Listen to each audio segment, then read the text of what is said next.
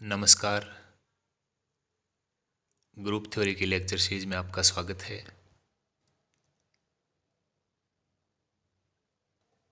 आज के लेक्चर में हम एक इम्पोर्टेंट टॉपिक कैली टेबल के फीचर्स पे चर्चा करेंगे। हमने एक इससे पहले वीडियो में भी कैली टेबल के बारे में पढ़ा था। कैली टेबल जो फाइनाइट ग्रुप हैं जिनमें एलिमेंट्स की संख्या कम होती है उनके लिए एक महत्वपूर्ण टूल है। इसकी सहायता से हम जो ग्रुप है उसकी सारी प्रॉपर्टी को एक टेबल के माध्यम से समझ सकते हैं। ग्रुप के जो एलिमेंट्स हैं उनका ऑर्डर, उनका इन्वर्स, वो सारी चीज़ें इसके माध्यम से समझा जा सकता है।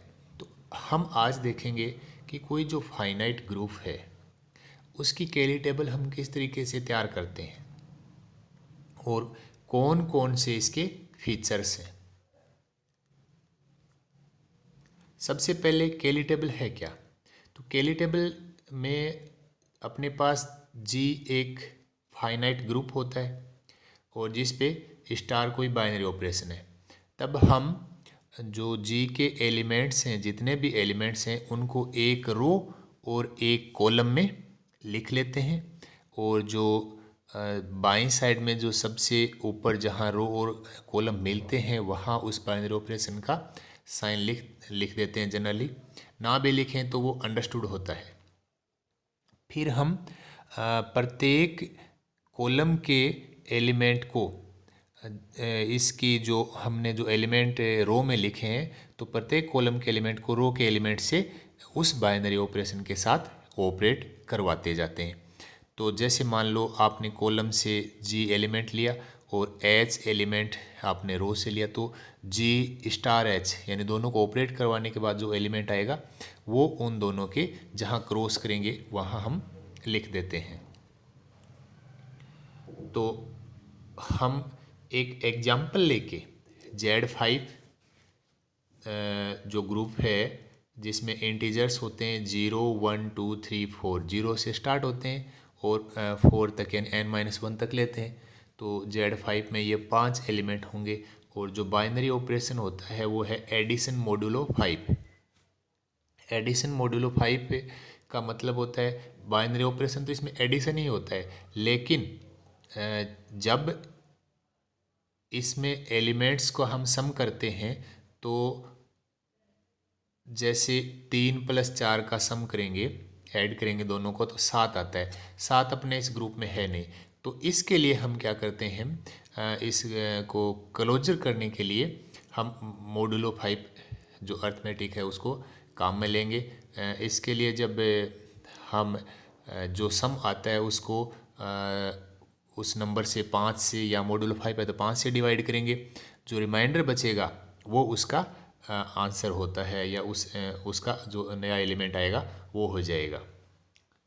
तो हमें कैली टेबल किस तरीके से तैयार करते हैं वो हमने पहले, इससे पहले स्टेप 1 और स्टेप 2 जो हमने पहले ही चर्चा कर ली कि रो और कॉलम में एलिमेंट को लिख देंगे और उनको ऊपर जो पहली कॉलम का है उसको पहली रो से, फिर दूसरे कॉलम के एलिमेंट को रो से, फिर तीसरे, इस तरीके से सब एलिमेंट्स को आपस में ऑपरेट करवाते जाते हैं।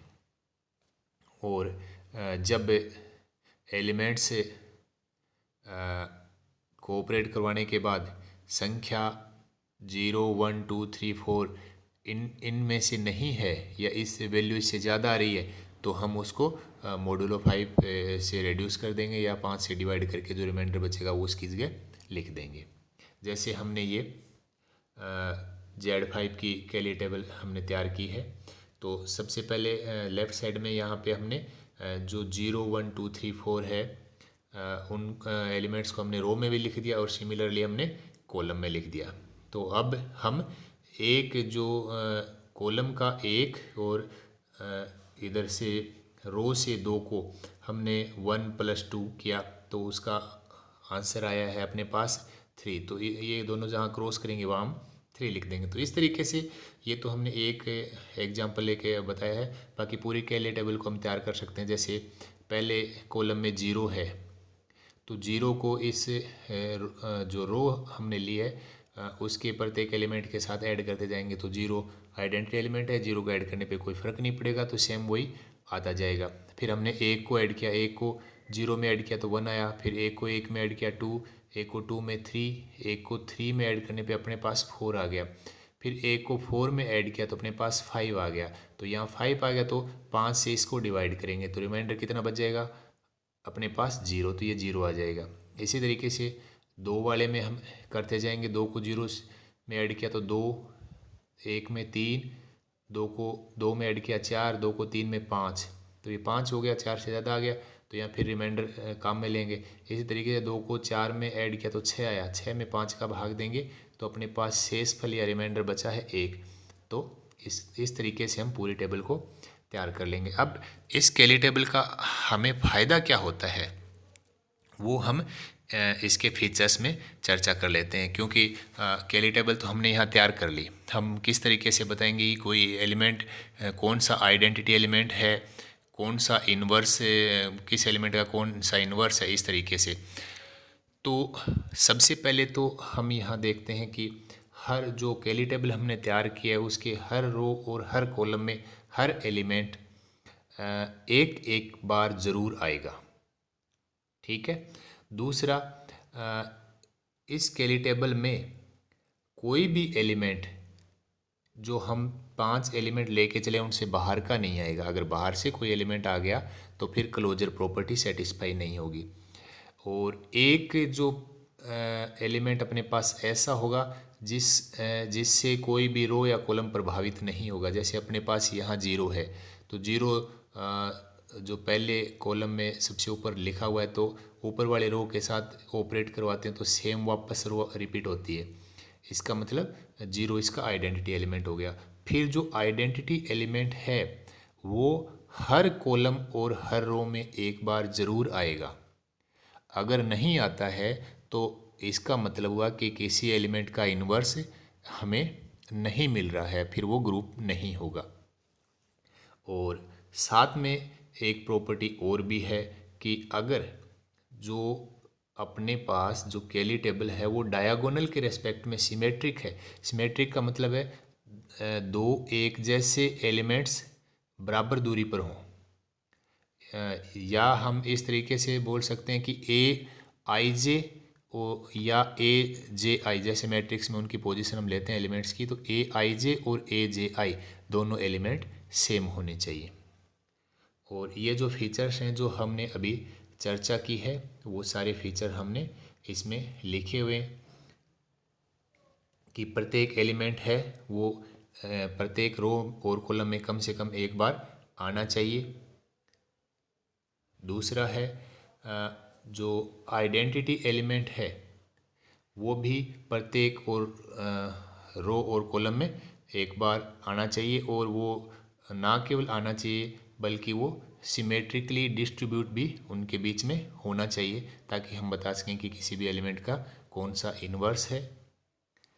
और there should not be any entries in the table that is not a row और कॉलम लेबल, यानी उनसे बाहर का कोई एलिमेंट नहीं होना चाहिए। जो हमने रो और कॉलम में लेबल किया है, जो एलिमेंट लेके चले हैं उन्हीं में से ही एलिमेंट बार बार रिपीट होना चाहिए, वरना ऑपरेशन क्लोज्ड नहीं होगा।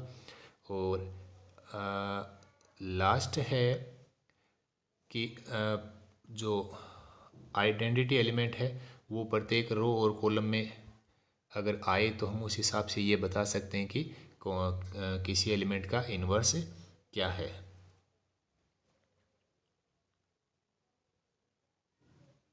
और साथ में हमने और ये चर्चा की थी कि अगर के जो कैली टेबल है वो डायगोनल के अबाउट सिमेट्रिक है तो अपना जो ग्रुप होगा वो आबेलियन ग्रुप होगा, कम्यूटेटिव होगा।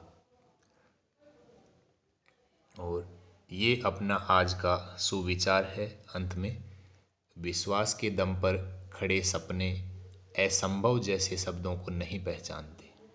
Thank you.